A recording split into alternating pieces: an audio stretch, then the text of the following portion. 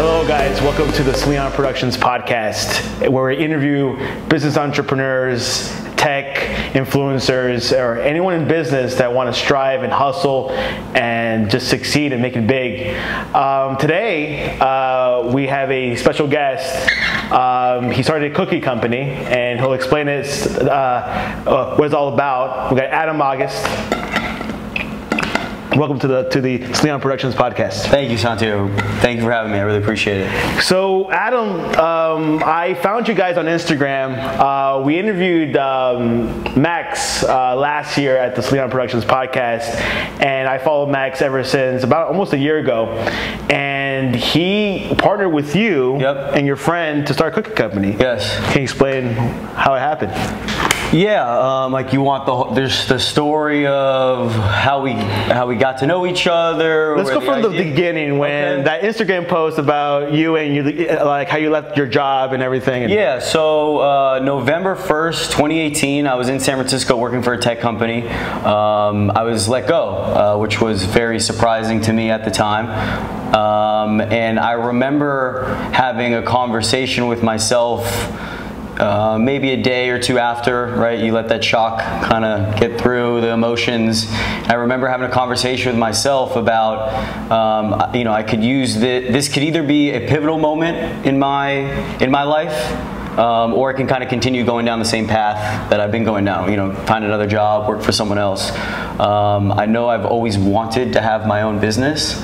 And for whatever reason, this is the part that I maybe can't explain yet, but for whatever reason, in that moment, at this time in my life, I just felt ready, like I was ready to take that leap. So I think it was November 7th, I sat down with my mom, told her I was going to open up a cookie company.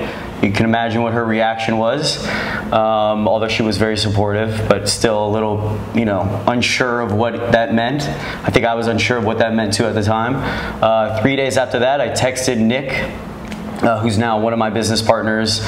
He living out here, asking if he wanted to do this with me. Immediately said yes, and pretty much from that moment, I think the next day, I was calling around different spaces in Fort Lauderdale. He was going to go meet with the landlords, and we were looking for a space like that next day. And we progressed. We found a space actually just down the street. We started talking to the landlord there. Met my architect and general contractor, Jason Swansky of Skywork Development, through that, who played a key pivotal role in all this. And kind of one thing just led to another. Eventually, Nick and I realized, okay, shoot, neither of us know how to bake. We kind of need someone who can bake some cookies for us. Let me start putting my efforts into finding a baker.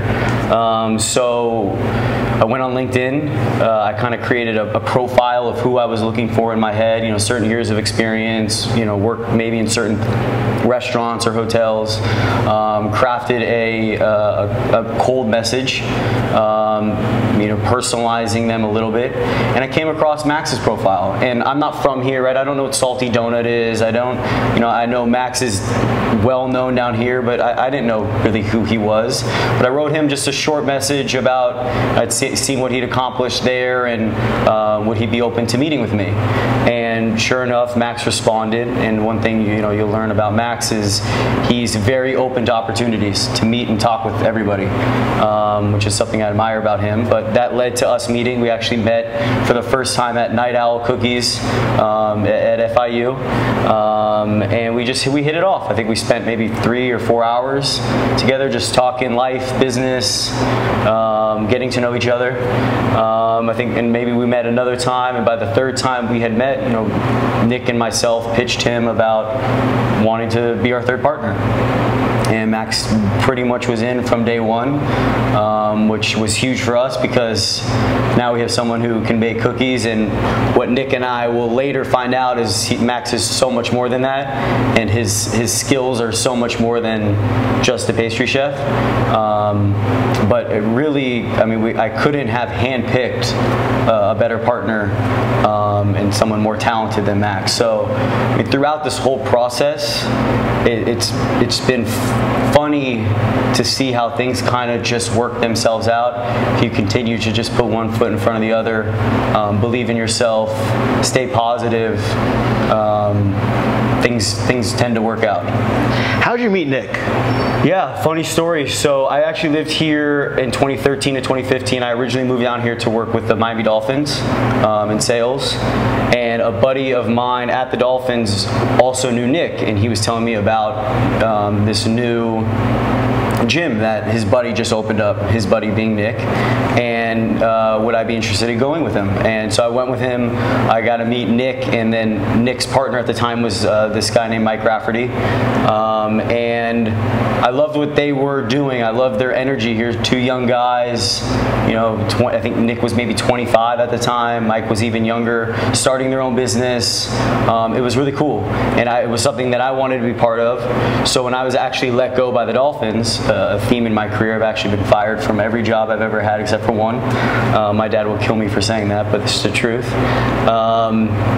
I just kept showing up at Elevate until they pretty much hired me. I was running their operations for a little bit, but that's how I got to know Nick, became really good friends with Nick, eventually became roommates with Nick, and I knew once I realized I wasn't going to do this in San Francisco, which was pretty quickly after I decided I was going to do this, Nick was the very first person that came to mind as the perfect business partner to do this with. One of the main reasons is Nick is loved by a lot of people in this area. He's born and raised down here, and a ton of people know him. He knows a ton of people. He has just that support that's very special.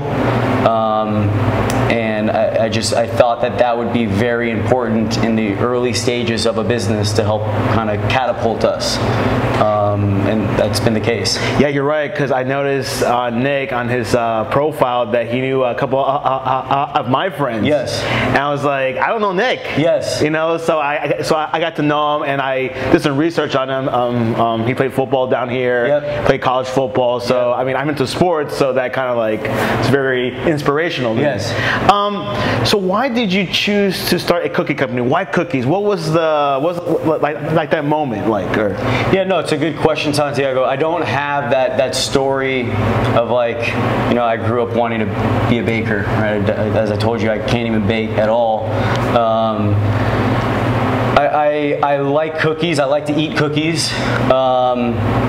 And when I honestly, I don't know. For whatever reason, I just landed on, let's open up a cookie shop. And then I did a little bit of research. I learned about insomnia cookies. Started in 2002 by University of Pennsylvania business student. Grew it to like 150 locations. Recently sold to Krispy Kreme for like at a valuation of about $500 million. So the business mind in me, and again, that's my passion. Business is my passion, not necessarily cookies. It kind of clicked for me as like, okay, it's a business that scales. It's a relatively simple business, right? We're making cookies. There's not a lot of moving pieces like there are in other businesses, and it's something that other businesses will acquire down the road if you can grow. And that was kind of it. And now also, one of the things that I love about this business is it's a happy business. People, seeing the reactions of people coming into the store, just huge smiles. The reactions of when people take their first bite of Max's chocolate chip cookie, or you know, the peanut butter and jelly. It's a fun place to work, and I think that's really cool because there's a lot of businesses out there where you just don't get that energy. Which is why your sign makes a lot of sense. Like, yes. Yeah. Yes. Your concept and everything. Wow. You know, it's interesting you say that because obviously, like, there's just trends in foods that happen every so often, every couple of years. You know, first it was like the donuts. Yes. Now I've been seeing like the whole trend with cookies. I've seen on Instagram new cookie shops in New York, now South Florida with Batch. Like, why now with cookies? Is there a reason? Is there something that just... Well, I mean, I think you did. You hit it on the head. 5 years ago, there was that cupcake craze, right? I think that kind of kicked it off. Then the donut thing followed after that, and now I think we're just coming into this wave of cookie shops. I have no idea as to why, other than millennials love experiences, and maybe we're helping drive that. But I think what's interesting is, and I've done this, you poll 100 people, would you prefer a delicious fresh baked cookie, or would you prefer ice cream? It's about a 50-50 split, but let's just say it's 60-40, more people like ice cream than cookies. But you go to most cities and you look around, Fort Lauderdale being one of them, you have 3 ice cream places on Las Olas. You have, within 5 miles of here, you probably have a total of 5 to 6 ice cream shops, but no place that just does cookies. So I think there's market potential, market opportunity for cookie shops like ours to come into a market like this and thrive.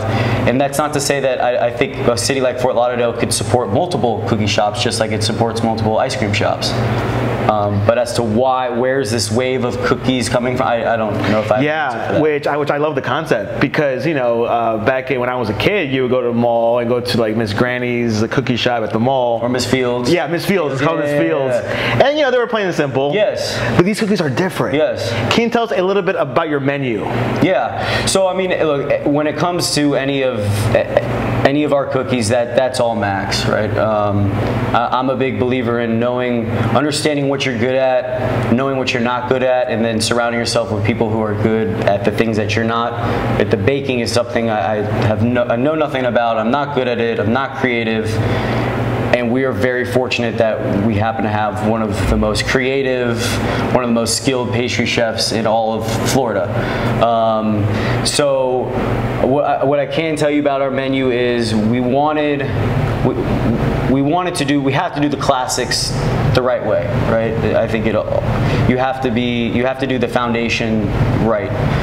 So that's why our chocolate chip, we spent a lot of time developing that. We have, they've called the classic funfetti, the apple and oats with a little bit of twist with the freshly cut apples.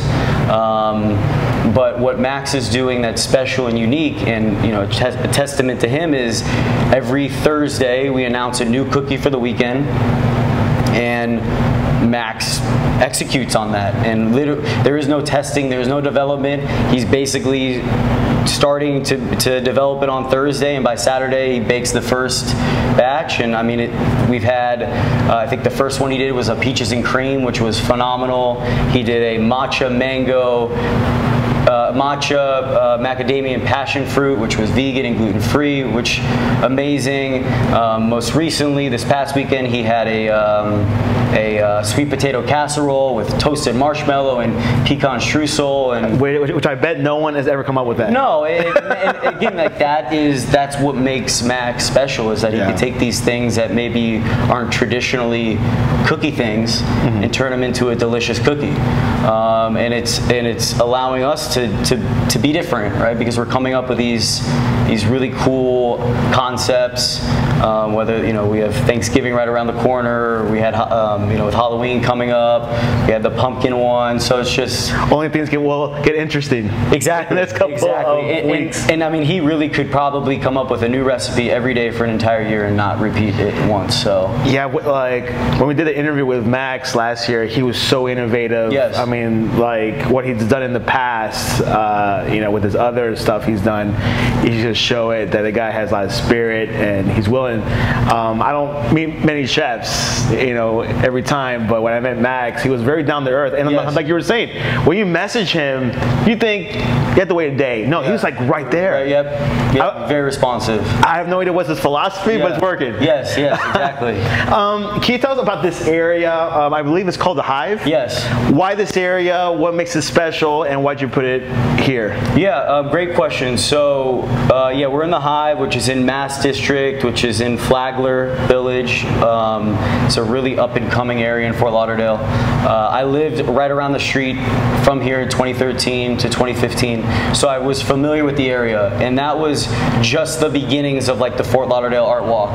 Where they do I think it's the first Friday of the month where they do the food trucks down on, I don't know what street that is, maybe like 6th Street or 7th Street. So even back then you could see what was starting to happen here. And when Nick and I said, let's do this, it was pretty much either here, Las Olas, or down by like where Briney's and Capone's, and those were kind of the 3 areas. Las Olas is too expensive, and for whatever we had more traction in this area. And again, one of the like I mentioned earlier, just things kind of happen for a reason. I don't think we could have picked a better location. Yeah, I was here a couple of weeks ago for the art walk. For the art walk, yeah. And I saw crowds of people, and your shop was one of the busiest. There was lines, there was culture. Yes. It feels like this could potentially be like the next Wynwood. Yes. Has a lot of that potential. And it's funny because I used to go to a concert here at this record store, so there's a lot of life here. Yes. And which is still new and everything. What businesses that you researched in the past that you kind of liked and you took it a piece of that to this business that you really like, Apple or like Google or like another restaurant that you really liked, and let me implement like those fundamentals into batch? Oh, that's a tough question. I don't know if I have like specific businesses that. I mean, I listen to a lot of podcasts. I watch a lot of documentaries. I'm a big fan of, and now I'm forgetting his name because I'm on camera and you get nervous. And, it happens. I think Tony Hirsch, founder of Zappos. Yeah, very good story. Big fan of his, and I think it's ironic. This is a guy who founded the largest shoe company in the world, yet the guy has 2 pairs of shoes. And he has zero interest in shoes. He built his company around his employees and company culture. Those are 2 aspects that I've taken from him. I'm a big believer in taking care of your employees first. Having open lines of communication. Leaders are here to serve employees, not a top-down approach. Creating an environment that they feel empowered to help solve the daily challenges that happen in a business. Right? A lot of the answers don't come from, or shouldn't come from, the quote unquote the CEO or the CMO or the executives. Right? They should come from the people that are in it every day. And if you create an environment where they feel empowered to provide answers and you give them a platform to do that, I think that a lot of things can be solved. So that's one thing that I've taken from him. But yeah, I mean, that's just to rephrase, maybe like more like influencers with like the guy from Zappos is probably one of them.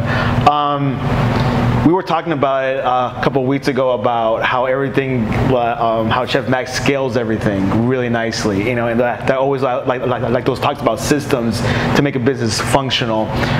Can you tell us your system? How much staff do you have? How many chefs, cooks, to make all this possible? Yeah, so that's been something that we're figuring out as we're going. Right, we're only about a month and a half into this.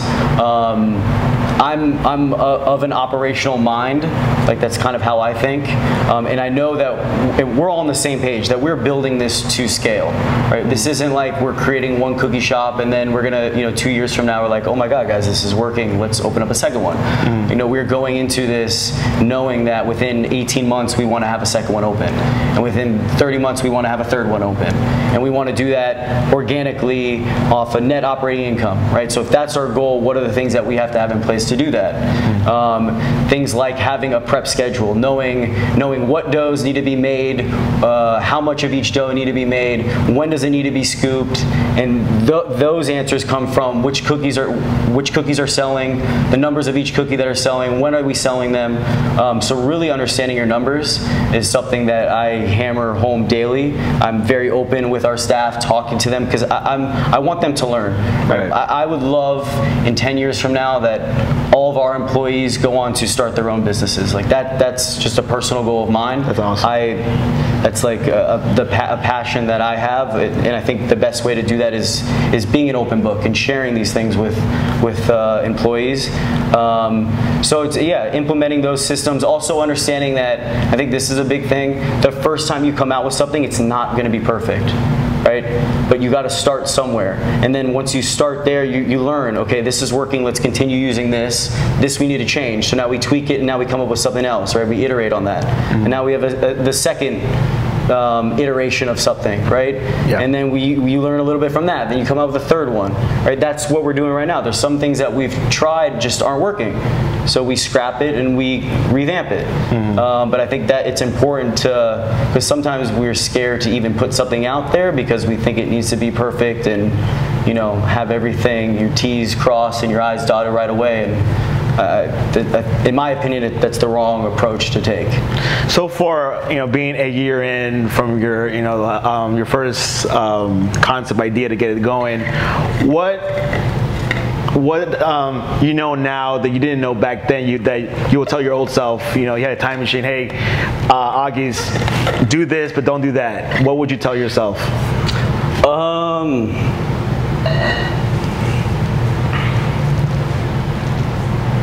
To be honest with you, and like I don't like that I'm going to answer this question this way, but I don't think anything. Good, that's good. And that's not to say that everything I've done or that we've done is been perfect, because it hasn't been. But this whole time I've had the mindset of everything I'm doing is for the first time, right? This was my very first business, the first time in food. It was the first time I was going through construction. It was the first time I was negotiating a lease. It was the first time, literally everything was the first time. And I always have had the mindset of I'm learning, and the second time I do it, I'll be a little bit better, and the third time I do it, I'll be a little bit better. So I haven't, I mean, there isn't anything really that I would say. No regrets. No regrets, man. It's been awesome. I've been super lucky with a lot of the people I've met. Like, you know, my broker, Lauren McGee, who's really the one who picked this space for us. I was so close to signing a lease somewhere else, and then I saw her name on a building, and I just, for whatever reason, picked up the phone and called her. And she was the one who found, I mean, so she's been an incredible part of this. Like I said, Jason, you know, you hear so many horror stories of construction and, you know, working with shiesty people. Jason is as down to earth, humble, willing to teach as you can find. Another person, Dylan Laggy, who I hired as a consultant to help me with permitting and CRA, and so there's been a lot of people. Like, it's not all me by any means. There's a lot of people that I've gone around me that have helped us get to where we are today. Of course, you guys are only a couple weeks in. What future plans do you have for Batch that you want to implement in the next year or maybe a couple years? Yeah, I mean, like I mentioned, our grand goal is, you know, within 18 months, we'd love to have a second location. And then within, I think, within 30 months from when we opened, we'd like to have 3 locations. The goal is to do that off of net operating income. We don't want to take on any other investors. We really want to grow and scale this the right way. You know, if we do that, the 3 of us get to keep more of our company, right? Because when you go to raise money, you all get diluted. The earlier you do that, the more you get diluted. So I think that's kind of our immediate goals. But I mean, right now, I'm beyond thrilled with what we've accomplished in such a short period of time. The staff that we have an incredible team that embodies just kindness and friendliness, and they do an incredible job building relationships with our customers. So I think it's important to have long-term goals, but also, you know, to take a step back and appreciate where you've come from. How has technology helped you guys? How has technology helped us? Well, I mean, I've grown up with technology, so I can't really speak on to what it's like without technology, to be honest with you. Being able to pull up reports, you know, on our sales, on our labor, you know, QuickBooks, like things like that just make operating a business a lot easier. Nick handles all the social media, so I can't really speak to too much on how it's helped him. But yeah, I mean, you can't operate a business in today's world without technology. Will you guys be doing Uber Eats in the future?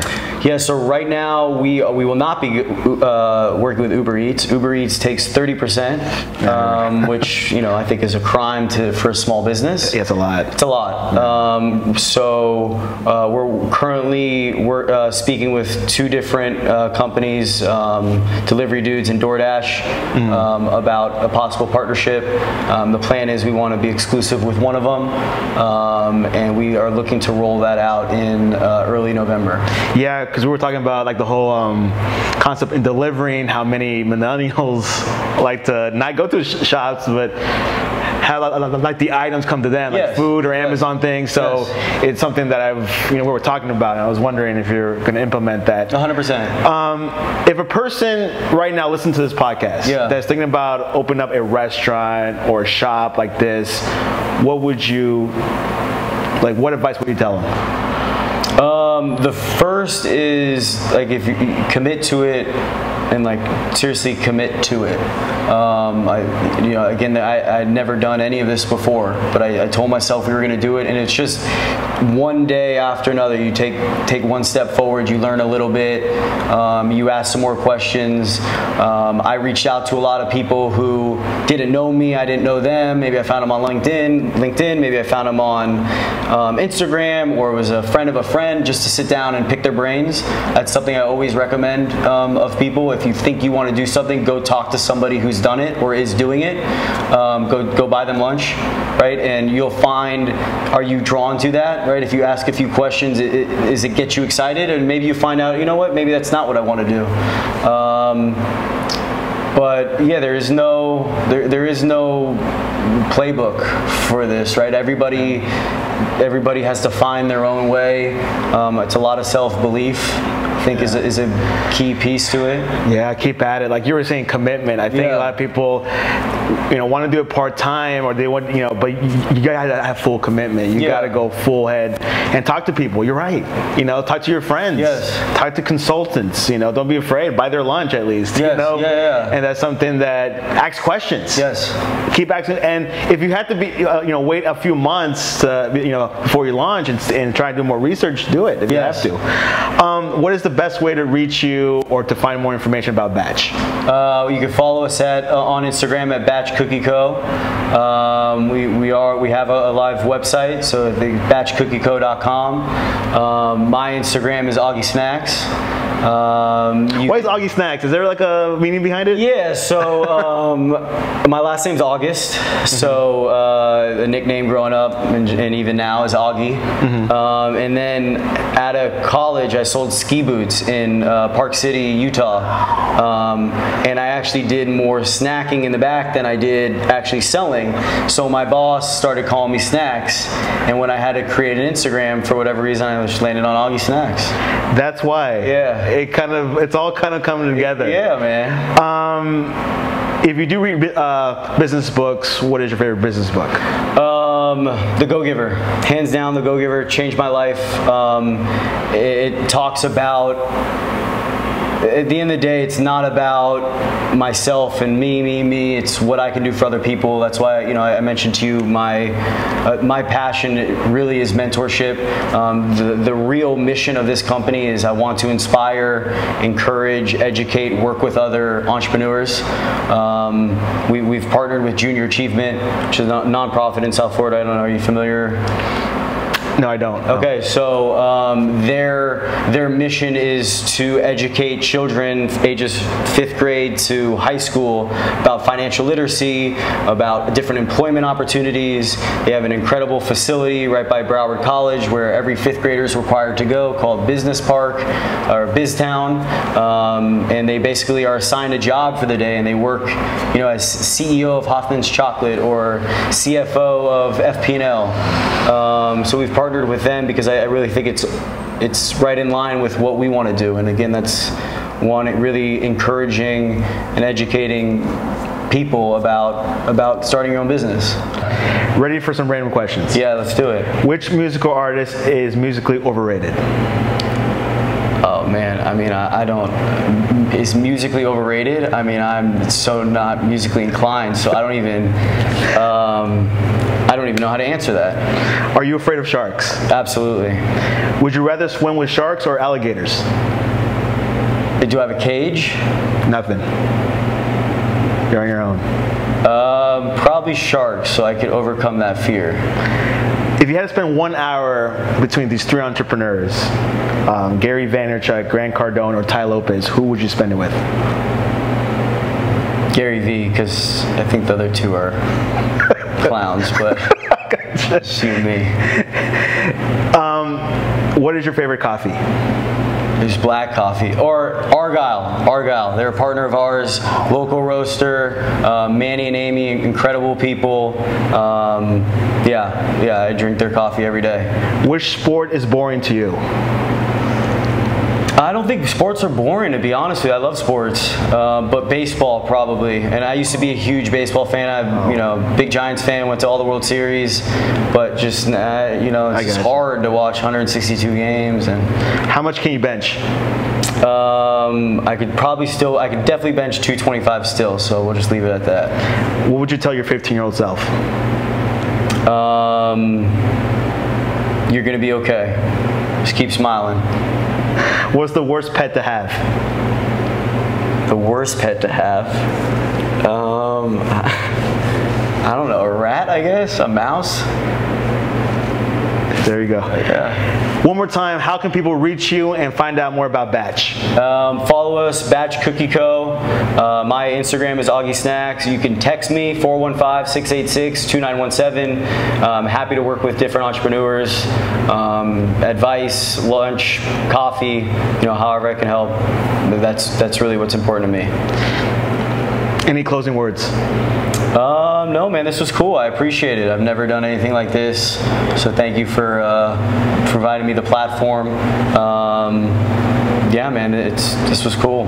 Yeah, it's really to interview a new entrepreneur getting started. There were lines in the first month. Yeah. When you guys first opened, you had a soft launch and you're opening. There was lines across the building. Yeah. I was really surprised and had that moment where I saw other businesses start and you see lines and said, there's so much promise to it. So I'm looking forward to the next year or years ahead because I think this concept is genius. I watched the McDonald's story on via Netflix. Love those type of stories where new concepts begin and everything. So I like innovation, and this is very innovative. Cool. And Adam, I appreciate you coming on to the podcast. Appreciate it, man. Thank you for having me.